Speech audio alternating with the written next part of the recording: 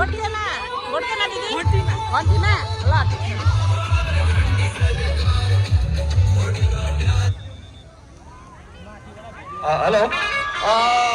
कृपया यो अगाडि हाम्रो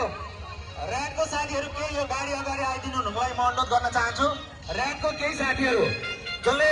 ग्रिन टी सर्ट लाउनु भएको छ यहाँ अगाडि आएर अलिकति यो ठाउँलाई क्लियर गरेर बाजा हाम्रो पञ्चे बाजा र अन्य बाजाहरू